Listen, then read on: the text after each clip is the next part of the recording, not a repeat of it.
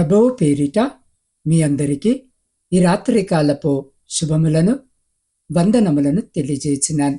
ప్రియులారా, ఈ రాత్రి పరిశుద్ధ లేఖన భాగమును మనము చదివినట్లయితే, మీలో యెహోవాకు భయపడి ఆయన సేవకుని మాట వినేవాడెవడు? వెలుగు లేకుండా చీకటిలో నడిచేవాడు యెహోవా నామాన్ని ఆశ్రయించి ఆయన్ని నమ్ముకోవాలి. యెషయా గ్రంథము 50వ అధ్యాయము 10వ వచనం. ప్రియ సహోదరి సహోదరులారా, మన జీవితంలో కొన్ని కాలాలు వెలుగుతో నిండినట్లుగా ఉంటాయి.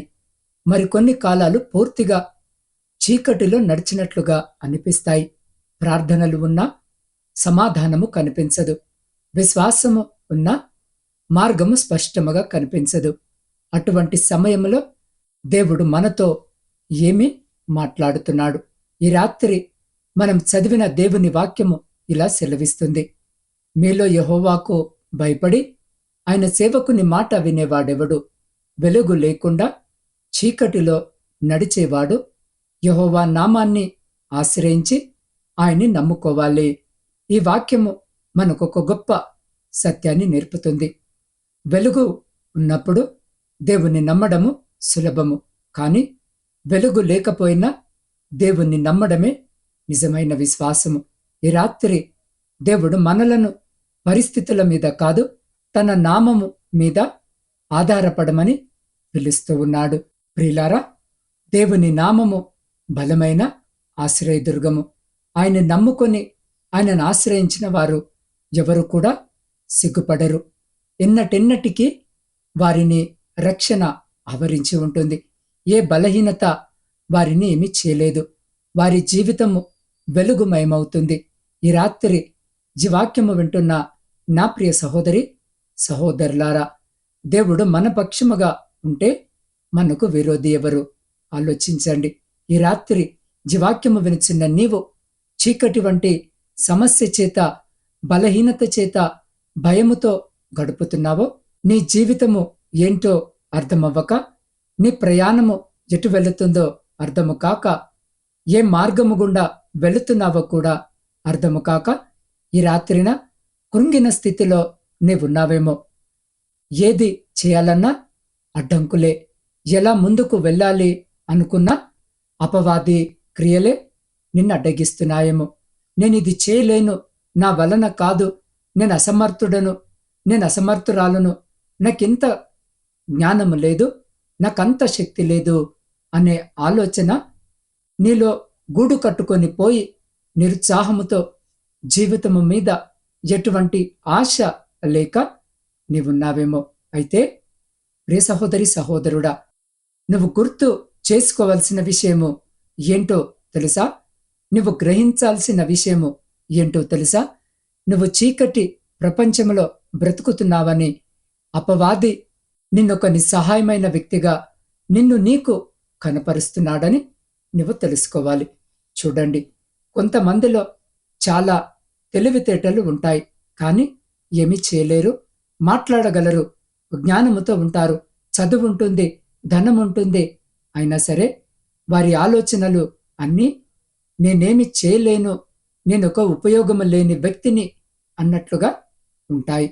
వారి తెలివితేటలు వారు గుర్తించలేరు.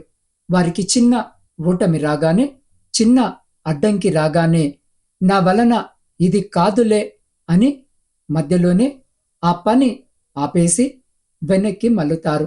అందుకే చీకటిలో ఉన్నవారు వెలుగులోనికి రావాలని భక్తుడు సెలవిస్తున్నాడు. చీకటిలో ఉండడం అంటే లోకపరమైన బంధకాలలో చిక్కుబడటమే. ఆ చీకటి ఆవరించిన వారు వెలుగు వైపు ఉన్న అవకాశాలు ఎన్నో ఉంటాయి. వాటిని వారు చూడలేరు. ఎందుకంటే ఈ లోకపు యుగదేవత వారి కన్నులకు గుడ్డితనమును కలుగజేస్తుంది. ఈ రాత్రిన గమనించండి, పరీక్షలో ఫెయిల్ అయ్యామని ప్రాణాలు తీసుకుంటున్నారు. ప్రేమలో విఫలమయ్యామని చనిపోతూ ఉన్నారు. ఉద్యోగము రాలేదని చనిపోతున్నారు.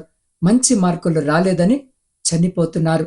తల్లిదండ్రులు గద్దిస్తున్నారని చనిపోతున్నారు. అంటే దానికి కారణము ఏంటి అనంటే, వారి ఎదుట అది ఒకే దారి ఉన్నది అనుకోవడం, ఇంకేమి ఈ లోకములో అవకాశాలు లేవు అని అనుకోవడం. అదే వారు వెలుగులో ఉంటే ఈ లోకములో ఇంకా ఎన్నో అవకాశాలు ఉన్నాయి.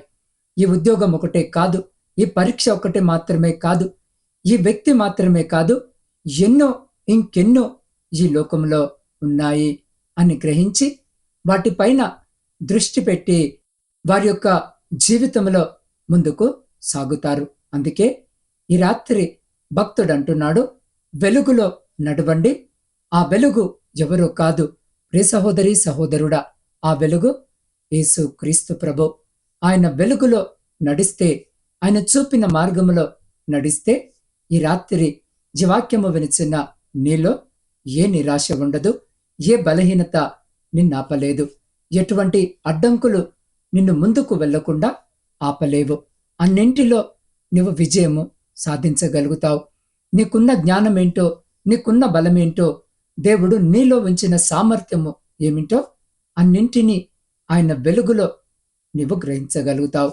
అందు నిమిత్తమనే నీవు ఆయన నామాన్ని ఆశ్రయించి నమ్ముకొని జీవించాలని ప్రభువు సెలవిస్తున్నాడు. యేసు ప్రభు నీ చీకటి జీవితాన్ని, నీ గజిబిజి జీవితాన్ని, అర్థము కాక ఉన్న నీ జీవితాన్ని ఆయన నీకు అర్థమయ్యేలా చేస్తాడు.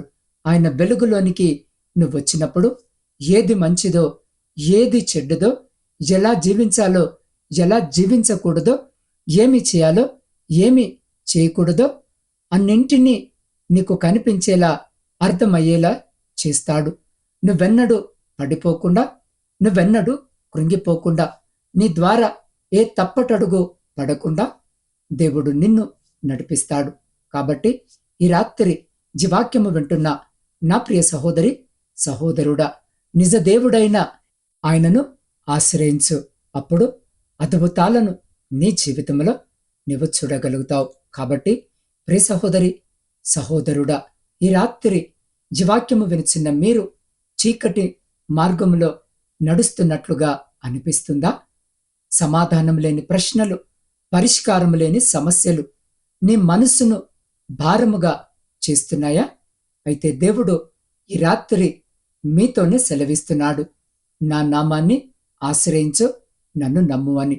నీ వెలుగు కాదు, నీ దేవుడే నీ వెలుగు. నీ పరిస్థితి కాదు, నీ విశ్వాసమే నీ భవిష్యత్తు. మీరు ఈ రాత్రి ప్రభువుని మరింతగా నమ్మాలని ఆశ కలిగి ఉంటే, చీకటిలోనైనా ఆయనను ఆశ్రయించాలనుకుంటే మీ హృదయాన్ని తెరిచి, ఇదిగో ఈ ప్రార్థన వినిచిన మీరందరూ కూడా వీలైతే మోకరించి, దేవుడు మీ చీకటిని తొలగించేలా, తన సమయంలో తన వెలుగును మీ జీవితంలో వెలిగించేలా యెహోవా నామాన్ని ఆశ్రయించండి. ఎందుకంటే ఆయన నామాన్ని ఆశ్రయించిన వాడు ఎన్నటికీ సిగ్గుపడడు. కాబట్టి ఈ రాత్రి జీవాక్యము వినిచిన మీరు విశ్వాసముతో కళ్ళు మూసుకొని నాతో పాటు ప్రార్థనలో ఏకీభవించండి. సకలాశీర్వాదాలకు ఆధారభూతుడా, సర్వమును సృష్టించి సదా ఏకరీతిగా పరిపాలిస్తున్న మా ప్రియ పరలోకపు పరమ తండ్రి, మీ సర్వోన్నతమైన నామాన్ని బట్టి స్తుతులు, స్తోత్రాలు, వందనాలను చెల్లించుకొనిచున్నాం. అయ్యా, మీ నామమును ఆశ్రయించి మిమ్మల్ని నమ్ముకోమని వెలుగులో లేకయే చీకటిలో నడుచువాడు మీ నామమును ఆశ్రయించాలని వాక్యము ద్వారా ఈ రాత్రి మీరు నాతో మాతో మాట్లాడారు. అవును ప్రభువా, మా ఆశ్రయదుర్గము మీరే, మా రక్షణకర్తవు నీవే. అయ్యా, ఈ రాత్రి ఎందరైతే బిడ్డలు ఈ వాక్యము విని ప్రార్థనలో ఏకీభవిస్తున్నారో ప్రతి బిడ్డను మీరు పేరు పేరున దీవించండి, ఆశీర్వదించండి, బలపరచండి. మీ కృప, మీ యొక్క కనికరము ప్రతి బిడ్డ పైన ఉండలాగున సహాయము దయచేయమని వేడుకొనిచున్నాం. అవును ప్రభువా, చీకటిలో ఉంటే మాకు ఏది కూడా కనిపించట్లేదని, అదే విధముగా మేము వెలుగులో ఉండినట్లయితే అయ్యా అన్నీ కూడా మాకు కనిపిస్తాయని, తేటపరచబడతాయని, మా యొక్క భవిష్యత్తు ఇంకా తండ్రి మీరు ఆశీర్వదిస్తారని ఈ రాత్రి అయ్యా వాక్యము ద్వారా మీరు నాతో మాతో మాట్లాడారు. తండ్రి, నిస్సహాయమైనటువంటి వ్యక్తిగా అపవాది మమ్మల్ని మారుస్తుందని అయ్యా మీరు మాతో మాట్లాడి మమ్మల్ని సరిచేసి బలపరిచినందుకే మీకే కృతజ్ఞత వందనములను చెల్లించుకొనుచున్నాం. దేవా, ఈ రాత్రి సమస్యలతో, ఇరుకులతో, శోధనలతో, ఇబ్బందులతో ఎంతమంది బిడ్డలున్నారో నా తండ్రి, వారికున్న ఇరుకులు, ఇబ్బందులు, శోధనలు, ఆయాసము, దుఃఖము అన్నిటి నుండి కూడా మీరే విడుదలను అనుగ్రహించమని మీ పాద సన్నిధిలో వేడుకొనుచున్నాం. దేవా, ఈ రాత్రి ప్రయాణాలు చేస్తున్న ప్రతి బిడ్డ ప్రయాణమును జ్ఞాపకము చేసుకొని క్షేమకరమైన ప్రయాణము దయచేయమని వేడుకొంచున్నాం. ఉద్యోగము లేని ప్రతి బిడ్డకు ఉద్యోగము దయచేయండి. శారీరక, మానసిక బలహీనతలతో ఉన్న ప్రతి బిడ్డను స్వస్థపరచండి. అయ్యా, విద్యార్థులను జ్ఞాపకము చేసుకోండి. జ్ఞానమును, జ్ఞాపక శక్తిని దయచేసి బిడ్డలందరూ సరైన మార్గంలో నడిచేలాగున వారి చేపట్టుకొని నడిపించమని వేడుకొనిచున్నాం. వ్యవసాయదారులను జ్ఞాపకం చేసుకోండి. వారి సమస్తమును దీవించి ఆశీర్వదించి మీ కృపలో భద్రపరచమని వేడుకొంచున్నాం. గర్భఫలం లేని ప్రతి బిడ్డకు గర్భఫలము దయచేయండి. ఆర్థిక సమస్యలు, అప్పుల భారముతో నలిగిన స్థితిలో మీ వైపు చూస్తున్న ప్రతి బిడ్డ జీవితంలో నుండి ప్రతి ఆర్థిక బంధకాన్ని తొలగించి ఆర్థిక సమృద్ధిని కలిగించమని వేడుకొంచున్నాం. దేవా, సైన్యములో ఉండి దేశాన్ని కాపాడుతున్న ప్రతి సైనికుని చుట్టూ మీ కంచె వేసి ప్రతి శత్రు, ప్రతి అపాయం నుంచి మీరే బిడ్డల్ని కాపాడి వారిని, వారి కుటుంబాలను మీ శక్తివంతమైన రెక్కల చాటున భద్రపరచమని వేడుకొంచున్నాం. దేవా, కుటుంబ పోషణకై కుటుంబాలను వదిలి పరాయి దేశాల్లో ఉద్యోగాలు చేసుకుంటున్న ప్రతి బిడ్డని జ్ఞాపకం చేసుకోండి. ప్రతి బిడ్డకు కూడా కావలసిన మంచి ఆరోగ్యము, జ్ఞానమును దయచేయండి. అయ్యా, వారి పై యజమానులకు, వారి పై అధికారులకు నా తండ్రి నమ్మకస్తులుగా బిడ్డలుండుటకు కృప చూపండి. అయ్యా, వారి యజమానులు వారిని ప్రేమించి వారిపై కనికరము చూపులాగున వారి యజమానులు, వారి పై అధికారుల మనసులను మార్చండి. వారి చేతుల కష్టార్జితములు రెండంతలుగా ఆశీర్వదించండి. అయ్యా, మంచి ఆరోగ్యాన్ని దయచేయండి. కుటుంబాలకు దూరముగా ఉంటుండగా ఒంటరితనం బిడ్డల దరి చేరకుండా బిడ్డలను మీ కృపలో భద్రపరచండి. ఎలాంటి సమస్య, ఆపద, అనారోగ్యము బిడ్డల దరి చేరకుండా మీరే బిడ్డలకు తోడుగా ఉండమని వేడుకొనిచున్నాం. దేవా, మీ సేవకుల కొరకును, సేవకురాండ్రు, వారి కుటుంబాలు, వారి పరిచర్య అంతటిని ఈ రాత్రి మీ పాద సన్నిధిలో పెట్టుచున్నగా అయా బిడ్డలను దీవించి ఆశీర్వదించి ఏ ప్రాంతంలో మీ స్వార్థ పరిచర్య అందించబడట్లేదో ఆయా ప్రాంతాలకు నీ బిడ్డలను నడిపించి అనేకులను నీ సిలువ వైపు త్రిపే శక్తిని, బలమును, జ్ఞానమును బిడ్డలకు దయచేయమని వేడుకొనిచున్నాం. సొంత గృహాల కొరకు ఆశ కలిగి రాత్రి మీ వైపు చూస్తున్న ప్రతి బిడ్డ కోరికను తీర్చండి. వృద్ధుల కొరకును, వితంతుల కొరకును, శ్రమలను అనుభవిస్తున్న బిడ్డల కొరకు ప్రార్థిస్తున్నాం. ఒంటరి జీవితాన్ని గడుపుతున్న బిడ్డల కొరకు ప్రార్థిస్తున్నాం. ఈ రాత్రి బిడ్డలతో మీరు తోడుగా ఉండమని వేడుకొనిచున్నాం. దేవా, వివాహాల కొరకు సిద్ధపడుతున్న, వివాహాలు జరగక, సరి అయిన సంబంధాలు రాక ఆయా ఆశతో మీ వైపు మీ సహాయం కొరకు చూస్తున్న ప్రతి బిడ్డకు కావలసిన సహాయము దయచేయమని వేడుకొంచున్నాం. దేవా, ఈ రాత్రి ప్రాముఖ్యముగా ప్రపంచంలో శాంతిని, సమాధానాన్ని కలిగించి విడిపోయిన, విచ్ఛిన్నమైన ప్రతి కుటుంబాన్ని తిరిగి మీ పరిశుద్ధ నామమున కట్టుమని వేడుకొనిచున్నాం. దేవ, ప్రాముఖ్యంగా ఈ రాత్రి నాత్మీయ కుటుంబ సభ్యులందరినీ మీ పరిశుద్ధ పాదాల చెంత పెడుతూ ఉండగా ప్రతి బిడ్డను పేరు పేరున మీరే దీవించి ఆశీర్వదించి వారి ప్రతి న్యాయమైన కోరికను తీర్చమని వేడుకొనిచున్నాం.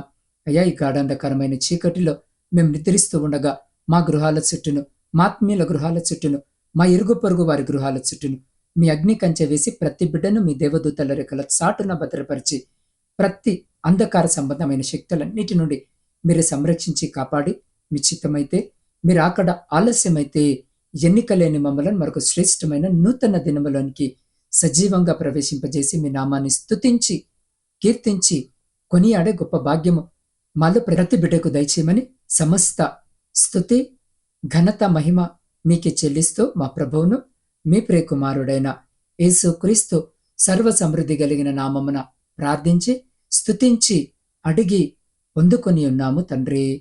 ఆమెన్.